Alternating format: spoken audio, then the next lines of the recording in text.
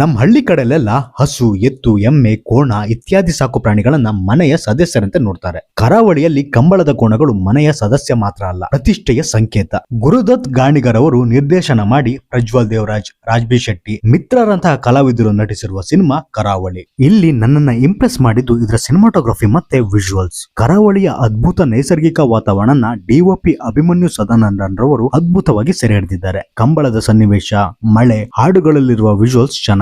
ಆ ವಿಜುವಲ್ಸ್ ಗೆ ಸಾಥ್ ಕೊಟ್ಟಿರೋದು ಸಚಿನ್ ಬಸ್ರವರ ಬಿಜಿಎಂ. ಸಿನಿಮಾದ ಶುರುವಿನಿಂದ ಕೊನೆವರೆಗೂ ಬಿಜಿಎಂ ನಮ್ಮನ್ನ ರೋಮಾಂಚನಗೊಳಿಸುತ್ತೆ. ಹಲವು ಕಡೆ ಸಿನಿಮಾದ ಎಮೋಷನ್ ನ ಮ್ಯೂಸಿಕ್ ಮೇಲೊತ್ತಕ್ಕೆ ಟ್ರೈ ಮಾಡಿದೆ. ಹಾಡುಗಳು ಚೆನ್ನಾಗಿದ್ವು. ಕರಾವಳಿ ಸಾಂಗ್ ಮತ್ತೆ ಕ್ಲೈಮ್ಯಾಕ್ಸ್ ಅಲ್ಲಿ ಬರೋ ಹಾಡು ಸೂಪರ್ ಆಗಿತ್ತು. ಅದಿನ್ನು ನಮ್ಮ ಕಿವಿಲಿ ಗುನುಗ್ತಾನೆ ಇದೆ. ಅದರ ಜೊತೆಗೆ ಇದರ ಎಡಿಟಿಂಗ್ ಕೂಡ ಚೆನ್ನಾಗಿದೆ. ಜೀಪ್ ನ ಸುತ್ತ ನಡೆಯೋ ಸನ್ನಿವೇಶನ 360 ಡಿಗ್ರಿನಲ್ಲಿ ಕ್ಯಾಪ್ಚರ್ ಮಾಡಿರೋದು. ಅದರಲ್ಲಿದ್ದ ಎಡಿಟಿಂಗ್ ಸಖತ್ತಾಗಿತ್ತು. ಅಲ್ಲಿ 2 ಸೀನ್ ಮಿಕ್ಸ್ ಆಗಿದೆ. ಅದು ರೊಟೇಟಿಂಗ್ ಅಲ್ಲಿ ಶಿಫ್ಟ್ ಆಗೋದು ಮತ್ತೆ ಬ್ಯಾಕ್ ಗ್ರೌಂಡ್ ಕೂಡ ಬದಲಾಗ್ತಾ ಹೋಗೋದು. ಆ ಐಡಿಯಾ ಚೆನ್ನಾಗಿತ್ತು. ಕೆಸರಲ್ಲಿ ಹೂತಿರೋ ಲಾರಿನ ಕೋಣೆಗಳ ಜೊತೆಗೆ ಏಳ್ಸೋ ಸೀನ್ ಅಲ್ಲಿ ಕೂಡ ಈ ಟ್ರಿಕ್ ನ ಯೂಸ್ ಮಾಡಲಾಗಿದೆ. ಕ್ಲೈಮ್ಯಾಕ್ಸ್ ಅಲ್ಲಿ ಎಡಿಟಿಂಗ್ ಅದು ಮಾತ್ರ ಸಖತ್ತಾಗಿ ವರ್ಕ್ ಆಗಿದೆ. ಎಡಿಟರ್ ಪ್ರತೀಕ್ ಶೆಟ್ಟಿ ಅವರಿಗೆ ಈ ಪ್ರಶಂಸೆ ಸಲ್ಲುತ್ತೆ. ಡೈಲಾಗ್ ರೈಟಿಂಗ್ ಕೂಡ ಸೂಪರ್ ಆಗಿದೆ. ಕೋಣ, ಕುರ್ಚಿ, ಕಂಬಳ, ಕೆಸರು, ನೆತ್ತರು, ಕಪ್ಪೆ, ಹಾವು, ಹದ್ದು ಹೀಗೆ ಡೈಲಾಗ್ಸ್ ಅಲ್ಲಿದ್ದ ವರ್ಡ್ ಪ್ಲೇ ಚೆನ್ನಾಗಿತ್ತು.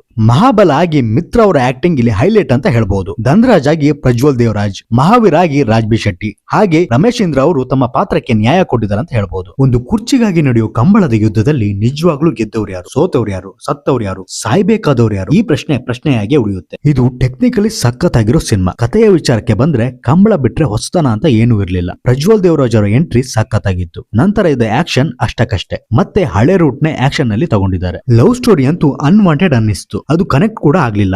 ಇಂಟರ್ವಲ್ ನನ್ನನ್ನ ಎಕ್ಸೈಟ್ ಮಾಡ್ಲಿಲ್ಲ. ಇಲ್ಲಿ ಸ್ಕ್ರೀನ್ ಪ್ಲೇ ನಲ್ಲಿ ರ್ಯಾಂಡಮ್ ಕಟ್ಸ್ ನ ಯೂಸ್ ಮಾಡಿದ್ದಾರೆ. ಇದರಿಂದಾಗಿ ನಾವು ಯಾವ ಕ್ಯಾರೆಕ್ಟರ್ ಗೆ ಕನೆಕ್ಟ್ ಆಗ್ಬೇಕು ಅನ್ನೋ ಗೊಂದಲದಲ್ಲೇ ಇಂಟರ್ವಲ್ ಮುಗ್ದು ಹೋಗುತ್ತೆ. ಫ್ಲಾಶ್ ಬ್ಯಾಕ್ ನ ತುಂಬಾ ಹೈಲೈಟ್ ಮಾಡೋಕೆ ಹೋಗಿ ಪ್ರೆಸೆಂಟ್ ಟೈಮ್ ಲೈನ್ ನ ಗೊಂದಲದ ಗೂಡ್ ಮಾಡಿದ್ದಾರೆ.